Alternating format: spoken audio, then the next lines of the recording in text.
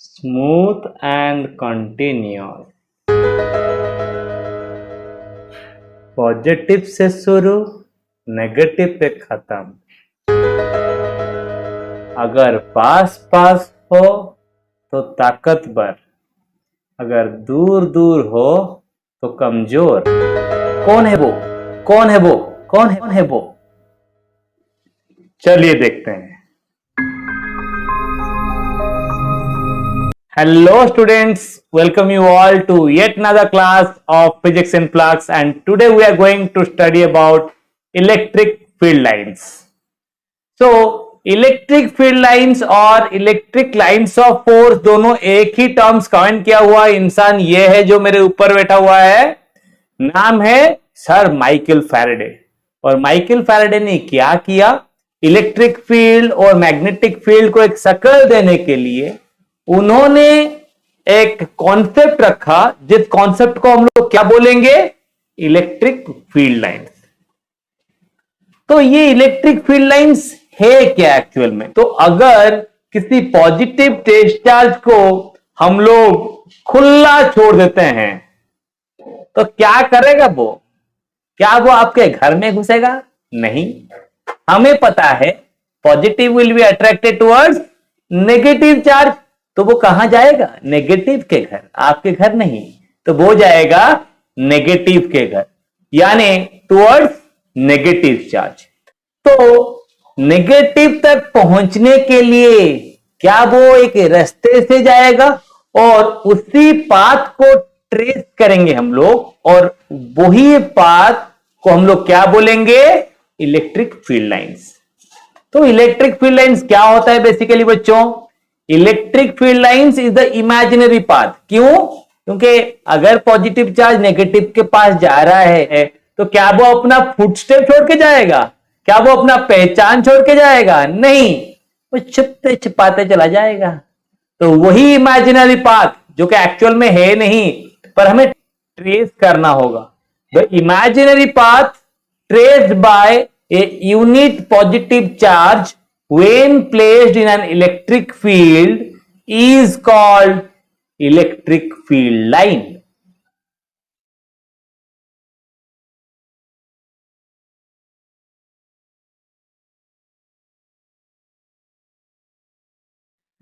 तो बच्चों इन्हें इलेक्ट्रिक फील्ड लाइन क्यों कहा जाता है?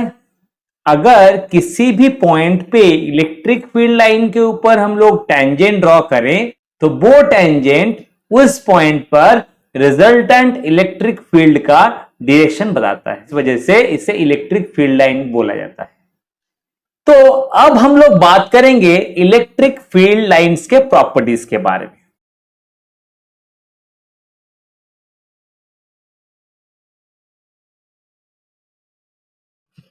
तो सबसे पहली प्रॉपर्टी है electric field lines are smooth and continuous curves without any breaks or peaks in a charge free region।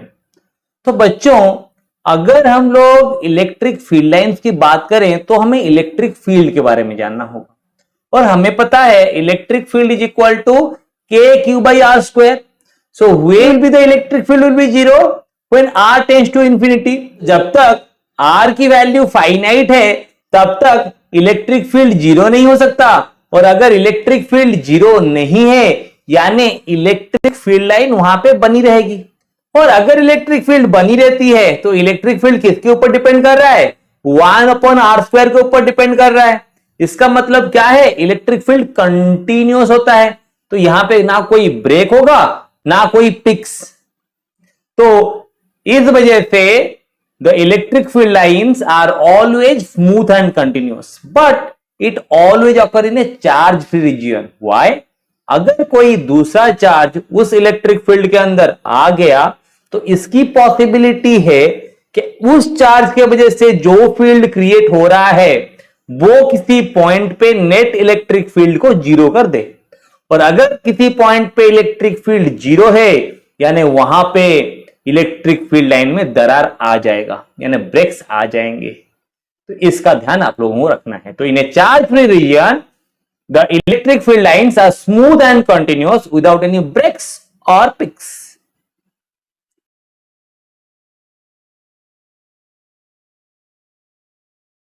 तो यहां पे सेकेंड पॉइंट क्या बन रहा है, tangent to electric field lines at any point gives the direction of resultant electric field at that point.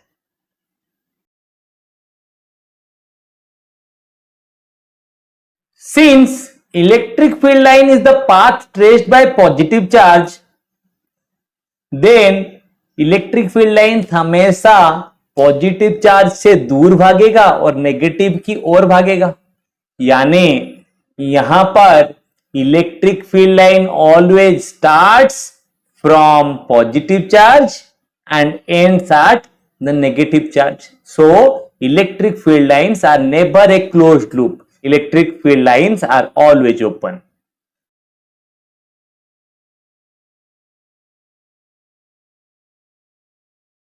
The next point is two electric field lines never intersect each other. ऐसा क्यों बच्चों? अगर दो electric field lines एक point पे जुड़ रहे हैं, तो at that point we can draw two tangents. Let's see. So let this is a field line and this is another field line. So at the point of intersection, there will be two tangents which are possible. Since we know electric field lines represent the direction of resultant electric field, और resultant electric field तो दो नहीं हो सकते ना, तो इस वजह से कोई दो फील्ड लाइंस एक दूसरे को इंटरसेक्ट नहीं करेंगे. No two lines of force intersect each other at any point.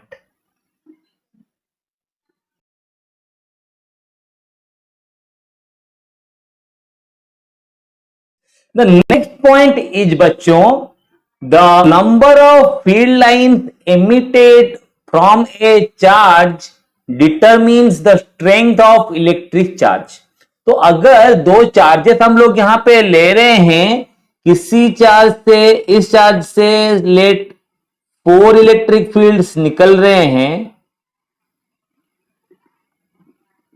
और इस चार्ज से मान लो कि 3 इलेक्ट्रिक फील्ड्स खत्म हो रहे हैं. सो इन दोनों चार्जेस Q1 और Q2 का रेशियो कितना होगा? Q1 और Q2 का रेशियो होगा 4:3. So the number of field lines initiating or terminating at a charge determines the strength of that charge.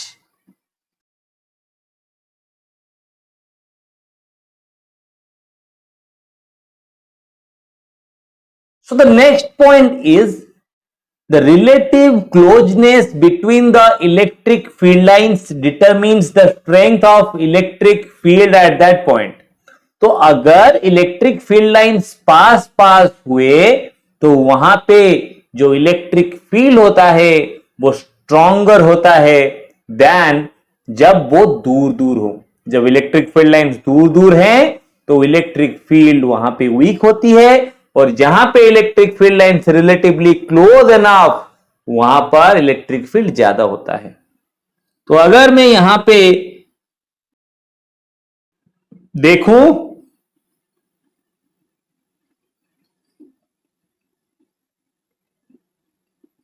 तो इस रीजन में let the electric field is E1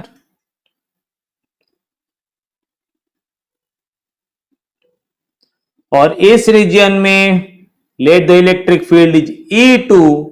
तो मैं ये बोल सकता हूं कि E2 is greater than E1. यानी इलेक्ट्रिक फील्ड लाइंस भी हमें वही समझाते हैं जो बाकी सब समझाते हैं. जब हम लोग साथ साथ तो हमारे पास ज्यादा strength, unit is strength. So don't forget it.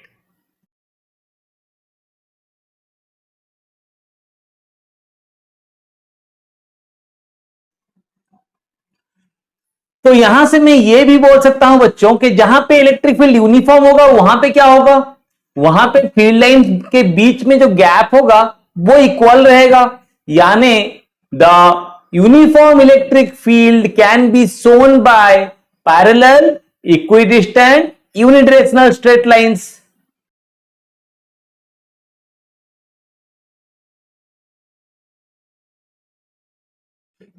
So here you can see in this region and in this region, the electric field lines are equidistant and unidirectional and parallel to each other. So at both the places, electric field remain the same, and here it is a uniform electric field. So next point ये है बच्चों के electric field lines do not pass through a conductor since the electric field inside a conductor is zero.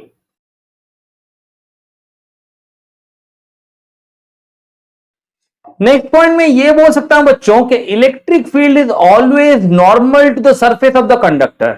ऐसा क्यों बच्चों? क्योंकि हमें पता है whenever excess electric charge is there in the conductor they reside on the surface. वो surface के ऊपर ही रुकता है. तो अगर वो सरफेस के ऊपर रुकेगा बच्चों and there is a inclined electric field, then so let this is the surface of a conductor और यहां पे मैंने एक electric field line incline direction में लिया हुआ है.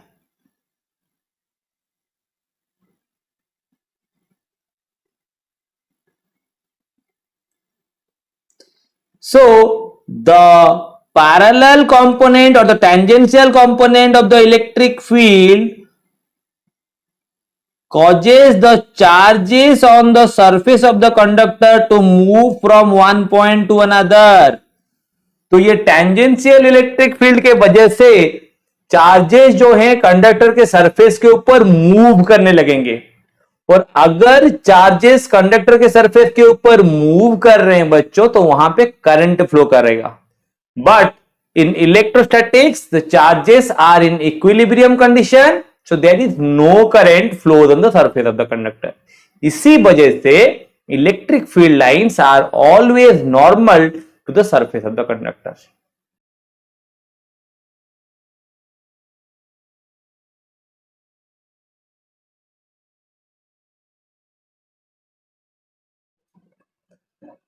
और एक बात यह है बच्चों, the electric field lines have a tendency to contract lengthwise and expand laterally.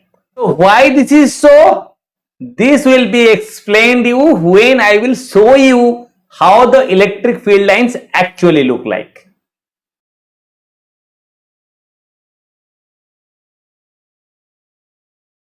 So these are some of the major properties of electric field line, and now we are going to see how these electric field lines look like.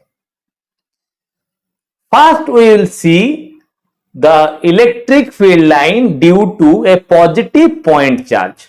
तो हमें यह पता है बच्चों कि electric field line शुरू कहां से होता है? पॉजिटिव चार्ज से, और खत्म कहां पर होता है? नेगेटिव चार्ज पर.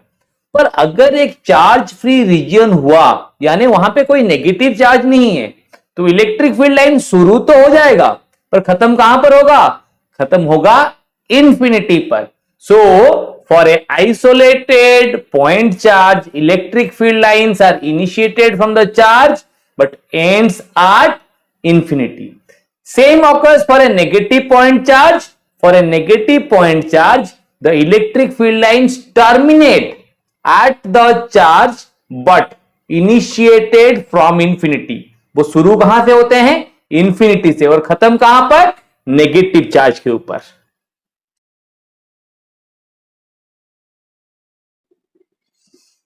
तो यहां पर अगर आपको पूछा जाए कि इलेक्ट्रिक फील्ड लाइंस कैसी सिमेट्री मेंटेन करते हैं, तो electric field lines possess radial symmetry. They are radially symmetrical in all possible direction. और एक पॉइंट आप ये भी बोल सकते हैं बच्चों कि these electric field lines are imaginary space curves. What do you mean by space curves? Electric field lines are present three dimensionally. So field lines are imaginary space curves.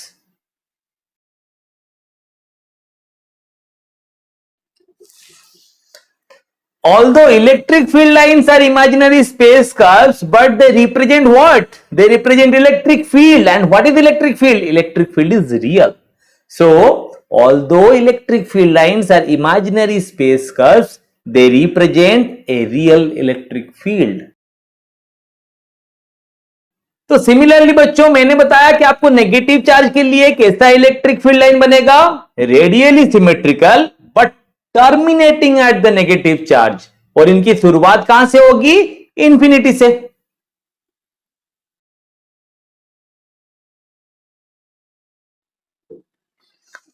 तो यहां पे अगर इसी दो चार्जेस को दिखा के मैं आपको ये पूछूं बच्चों कि what is the strength of these two charges, तो क्या आएगा आंसर? आप लोग देख सकते हो, पॉजिटिव चार्ज में से भी 8 इलेक्ट्रिक फील्ड लाइंस निकल रहे हैं, जबकि नेगेटिव चार्ज में भी 8 इलेक्ट्रिक फील्ड लाइंस टर्मिनेट हो रहे हैं। यानी यहां पर N1:N2 number of field lines due to positive charge is to number of field lines due to negative charge equal है, 1 है, 1:1 है। तो चार्ज का स्ट्रेंथ भी क्या हो जाएगा? The magnitude of the two charges will be in A ratio 1:1।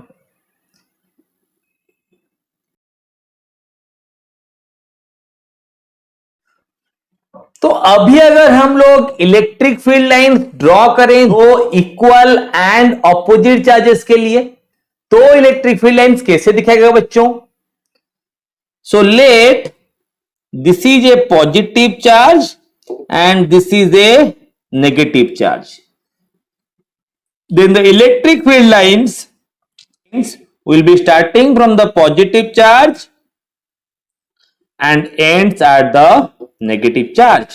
तो यहीं पर आप लोग देख सकते हैं बच्चों, जबकि पॉजिटिव पॉइंट चार्ज के लिए electric field lines diverging nature के थे, वहीं पर जब नेगेटिव चार्ज रख दिया गया, वहां पे इलेक्ट्रिक फील्ड लाइन अपना डायरेक्शन चेंज करते हुए एक दूसरे के साथ लेंथ वाइज कॉन्ट्रैक्ट हो रहे हैं। इसी वजह से मैंने बोला था electric field lines contract length wise.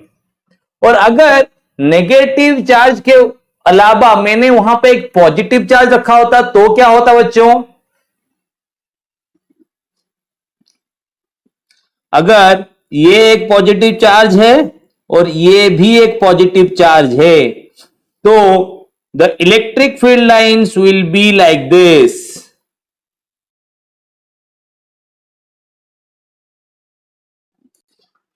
So here you can see they expand laterally. There is a lateral expansion. Lengthwise there is a contraction, but laterally there is an expansion. So this indicates the tendency of repulsion between like charges and attraction between unlike charges.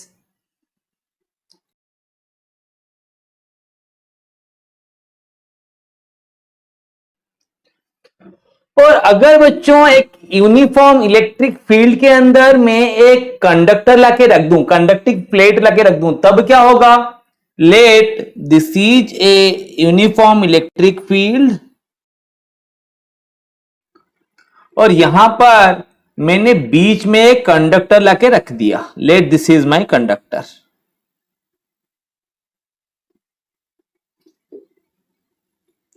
तो यहां पे ये होगा बच्चों कि electric field lines inside, तो यहां पे ये होगा बच्चों कि electric field lines inside the conductor will be equal to 0। तो यहां पर ये फील्ड लाइंस नहीं रहेंगे। So this will be the electric field lines when there is a conductor placed inside the electric field. Again बच्चों, अगर मैं एक जगह पर एक पॉजिटिव चार्ज रखा हुआ है और यहां पर एक न्यूट्रल कंडक्टर रखा गया है, तो अब इलेक्ट्रिक फील्ड कैसी बनेगी? तो whenever there is a neutral conductor, the neutral conductor contains free electrons. तो फ्री इलेक्ट्रॉन्स क्या हो जाएंगे?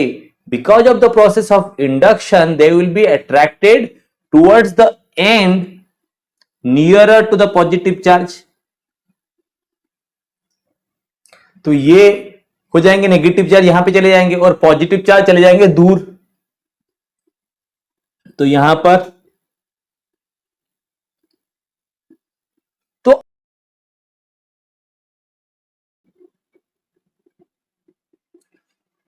उसी तरह से अगर वो चार्ज नेगेटिव होता तो इलेक्ट्रिक फील्ड लाइंस कंडक्टर से उस पॉइंट तक जाके टर्मिनेट हो जाते। So I hope you have understood how to visualize the electric field lines due to different charge systems. तो अगर आपको वीडियो अच्छा लगा है तो लाइक करना मत भूलिए, share it among your friends and subscribe my channel for further updates. Bell icon दबाना मत भूलना, इससे हमारे चैनल में आने वाले नए वीडियोस के अपडेट्स आप लोगों को आते रहेंगे। और watch it out guys, enjoy it, learn from it and stay focused. Thank you everyone.